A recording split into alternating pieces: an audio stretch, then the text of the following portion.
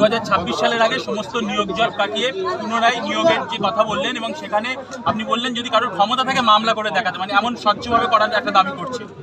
আমি বলছি মামলা তো কি যে কেউ করতে পারে, মামলা কারো করার গণতান্ত্রিক অধিকার আছে, কিন্তু আমরা এই যে 10,000 নিয়োগ প্রাথমিকে দিলাম তাতেও মামলা হয়েছে। হ্যাঁ, 23 সালে আমরা তাদের জিতেছি। তো আমি খুব আশাবাদী যে আমরা সামনের দিনে যে নিয়োগ দিতে যাচ্ছি তাতেও যদি মামলা হয় সেই মামলা এবার আমাদের হারানো কঠিন, কারণ আমি গভীরভাবে বিশ্বাস করি জুডিশিয়ারি নিরপেক্ষ। দাদা, আরজিকর মেডিকেল কলেজে হাসপাতালে যে ছাত্রীর মৃত্যু হয়েছে একবার তোলপাড় পড়ে গেছে রাজ্য জুড়ে, কি বলবেন আপনি শিক্ষামন্ত্রী হিসেবে? নিরাপত্তা নিয়ে একটা প্রশ্ন তুলছেন ওখানকার ছাত্রী। না, এটা তো আমি শিক্ষামন্ত্রী হিসেবে বলবো না, কারণ এটা যদি আপনি বলেন এটা আমার দপ্তর নয়। দ্বিতীয় কথা হচ্ছে যে এই ঘটনাটা তো খুবই খারাপ ঘটনা, কিন্তু পুলিশ খুব তাড়াতাড়ি অ্যাকশন নিয়েছে। হ্যাঁ, পুলিশে ধরা পড়েছে। এই ধরনের ঘটনা যে কোনো রাজ্যেই ঘটতে পারে, পৃথিবীর যে কোনো জায়গাতেই হতে পারে। কত ব্যাপার হচ্ছে যে পুলিশ কত তাড়াতাড়ি অপরাধীদের ধরতে পারছে। আরজি করার ক্ষেত্রে দেখা যাচ্ছে যে পুলিশ অত্যন্ত তৎপরতার সঙ্গে, অত্যন্ত দ্রুত গতিতে প্রাথমিকভাবে সন্দেহভাজনকে ধরে ফেলেছে। এটাকে আমি তো ভালো বলবো যে মমতা বন্দ্যোপাধ্যায় নিজে ওই যিনি যার সঙ্গে এই ঘটনা ঘটেছে তার বাড়ির আত্মীয় স্বজনদের সঙ্গে কথা বলেছে। অর্থাৎ একদিকে তিনি প্রশাসক হিসেবে মানবিকতার কাজটা করেছেন, একই সঙ্গে তিনি প্রশাসনিক দক্ষতায় তিনি অপরাধীকে ধরার ক্ষেত্রে কোনো সময় ব্যয় করেননি। এটাই তো মানুষ, আমার ধারণা, প্রশাসনের থেকে চায়, সেটাই হয়েছে। মুর্শিদাবাদের দীর্ঘদিনের দাবি ছিল যে একটা বিশ্ববিদ্যালয়, মমতা বন্দ্যোপাধ্যায় সেই দাবি পূরণ করেছে। মুর্শিদাবাদ বিশ্ববিদ্যালয় আত্মপ্রকাশ করেছে, চালু আছে, কিন্তু কিছু পরিকাঠামো উন্নয়ন, কিছু ব্যবস্থা বেটার করা দরকার, এরকম স্থানীয় মানুষদের বক্তব্য। কি হবে? কথাটা ঠিকই। আমার সঙ্গে আজকেও এখানকার কলেজের অধ্যক্ষদের সঙ্গে কথা হয়েছে। এখানে যারা আমার পাশে যারা দেখছেন, এই অপূর্ব সরকার, নিয়ামত শেখ, হুমায়ুন কবির, আফরুজ্জামান, মোহাম্মদ আলী, আশিস মসজিদ, এদের সবার সঙ্গেই আমার ইউনিভার্সিটি নিয়ে নিয়মিত বৈঠক হয়। যে যে পরিকাঠামোগত যে সমস্যা আছে আমরা সেটা দূর করে ফেলতে বদ্ধপরিকর। স্বয়ং মুখ্যমন্ত্রীর কথায় এই বিশ্ববিদ্যালয় হয়েছে আপনারা জানেন, এবং এই জেলায় এটাই প্রথম বিশ্ববিদ্যালয়। ফলে যেটুকু অসুবিধে বা সমস্যার কথা আপনারা বলছেন, আমার ধারণা অচিরেই সেটা তিরোহিত হবে। দাদা, শিক্ষা সেলের অনুষ্ঠানে কোথাও যখন প্রোগ্রাম হয় তখন দেখা যায় জায়গা দেওয়া যায় না, এদিকে যখন পোস্টাল ব্যালটে ভোটের যখন গণনা হয় তখন দেখা যায় শিক্ষকদের ভোট কোথাও আপনাদের থেকে অন্য দলে বেশি যায়। এই বিষয় নিয়ে আগামী দিনে কি পরিকল্পনা? এই তো আমি আজকে বললাম, কোনো কোনো ক্ষেত্রে শিক্ষকদের ক্ষেত্রে অতীত সংস্কার কাজ করছে। এত কাজ মমতা বন্দ্যোপাধ্যায় শিক্ষকদের জন্য করেছেন, সেখানে শিক্ষকরা এখন আগের থেকে অনেক বেশি আকৃষ্ট হচ্ছেন। কিন্তু যা হয়েছে আপনি ঠিকই বলেছেন যে শিক্ষকরা হয়তো ব্যালটে দেখা যাচ্ছে উল্টো ঘটনা ঘটছে, যা আগামী দিনে ঘটবে না।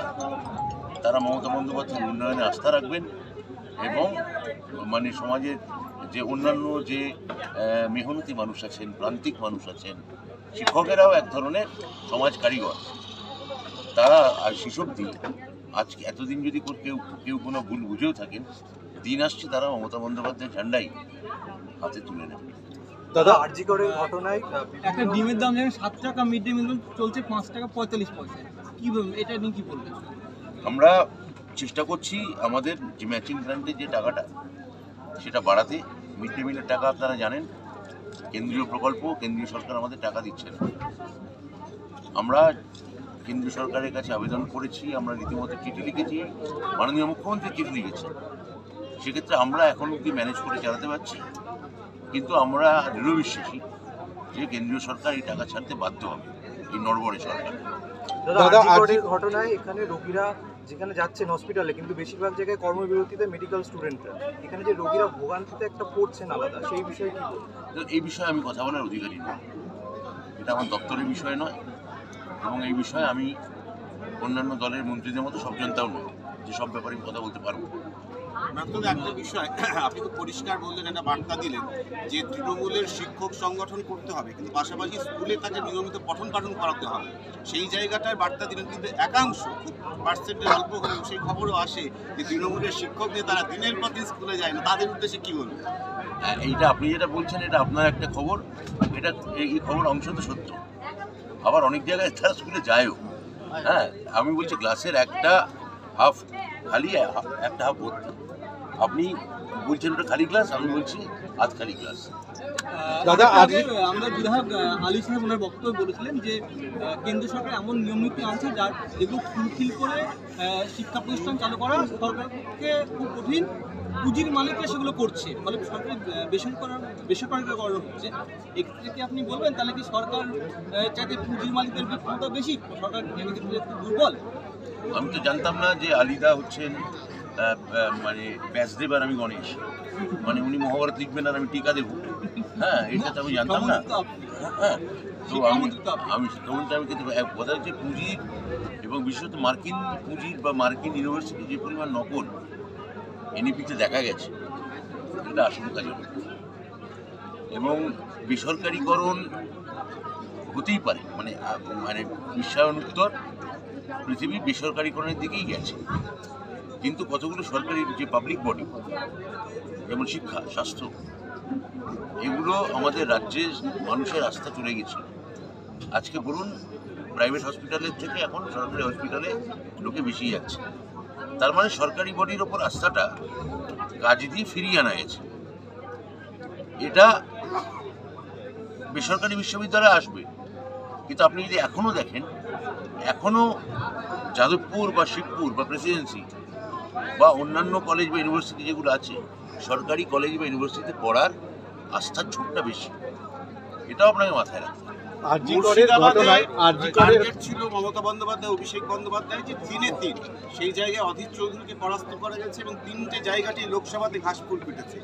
মুর্শিদাবাদে 20 জন বিধায়ক আছে রাজ্যের শাসক দলে, মোট বিধায়কের প্রায় বোধহয় 1/11 ভাগ। সেই জায়গায় মুর্শিদাবাদে কি নতুন মন্ত্রী উপহার পাবে? এইগুলো আপনি আমায় মানে আপনার অফিসে নতুন চ্যানেল কোনো সাংবাদিক নেবে কিনা এটা আপনি বলতে পারবেন না, আপনার মালিক বলতে পারবে। আপনি আমার বলতে আরজিকরের ঘটনায় স্যার, আরজিকরের ঘটনায় মুখ্যমন্ত্রী সিবিআই তদন্তের চেয়েছেন, তাহলে কি রাজ্য পুলিশে আস্থা নেই? কি বলবেন? মুখ্যমন্ত্রী কি পরিপ্রেক্ষিতে বা কোন কনটেক্সটে মন্তব্য করেছেন সেটা না জেনে আমি এটা বলতে পারবো না, এটা আমি শুনিনি। আপনি বললেন যারা বিরোধিতা করছে তৃণমূলের, তারা এলিট ক্লাস, তাদের বাড়ির ছেলেমেয়েরা সরকারি স্কুলে পড়ে না, কিন্তু সরকারি চাকরিজীবীদের বেশিরভাগ অংশের ছেলেমেয়েরা, আপনি তথ্য নিয়ে দেখুন, তারা হচ্ছে গিয়ে বেসরকারি প্রাইভেট স্কুলে পড়ছে। তাহলে এক্ষেত্রে কি বলবেন, যে সেক্ষেত্রে কি তাহলে বেসরকারি চাইতে সরকারি স্কুলের পড়াশোনার মান না? সরকারি স্কুলে এরাও এলিট ক্লাসে চলে যাচ্ছে। দেখুন, গত 34 বছর এবং ধরেই বাম সরকারের সময় সরকারি স্কুলগুলোয় পড়ার প্রবণতা কমছে। বিভিন্ন শহর এবং শহরতলিতে ইংরেজি মিডিয়াম খোলা, এবং একসময় আপনি জানেন বাম দুটো ঐতিহাসিক ভুল করে। এক হচ্ছে ইংরেজি তুলে দেওয়া, দুই হচ্ছে কম্পিউটারে বিরোধিতা করা। কম্পিউটার বিরোধিতা করার জন্যে আমাদের তথ্য প্রযুক্তি কেন্দ্রটা আমাদের রাজ্য থেকে ব্যাঙ্গালোর চলে যায়, আর ইংরেজি আটকে দেওয়ার ফলে যেটা হয় সেটা হচ্ছে সর্বভারতীয় পরীক্ষার ক্ষেত্রে আমরা পিছিয়ে পড়তে থাকি। এই সময় কিন্তু যখন বাম সরকার ইংরেজি বিরোধিতা করছে, এই সময় কিন্তু আপনারা দেখবেন শহর এবং শহরতলিতে প্রচুর ইংরেজি মিডিয়াম স্কুল খুলতে শুরু করে, এবং সিবিএসসি বোর্ড বা আইসিএসসি বোর্ড এগুলো রবরবা বাড়তে থাকে। এগুলো আছে, এগুলো থাকবে, কিন্তু আপনি যদি আমাদের সরকারের স্ট্র্যাটেজিও দেখেন, আমরা প্রচুর জায়গায় সরকারি ইংরেজি মিডিয়াম স্কুল করছি। হ্যাঁ, আমাদের বক্তব্য হচ্ছে আমাদের মাতৃভাষা, এটা আমাদের শিখতে হবে, কারণ এটা আমাদের শিকড়কে শক্তিশালী করবে। ইংরেজি ভাষাও আমাদের শিখতে হবে। শিকড় শক্তিশালী হলে কী চায় মানুষ? তখন ডানা মেলে উঠতে চায়। তাহলে বাংলা ভাষা হচ্ছে আমার শিকড়ের ভাষা, ইংরেজি ভাষা হচ্ছে আমার আকাশে ওড়ার ভাষা। দুটো ভাষাই আমাদের শেখা দরকার। শিক্ষক মেডিকেল স্কিমের আওতায় করা হয়, অর্থাৎ মেডিকেল যে 500 টাকা সেটাকে স্কিমে মানে হেলথ স্কিমের আওতায় আনা হয়। এখন আবার বলছি এটা আমার দপ্তর নয়, ব্যাপারটা বুঝুন।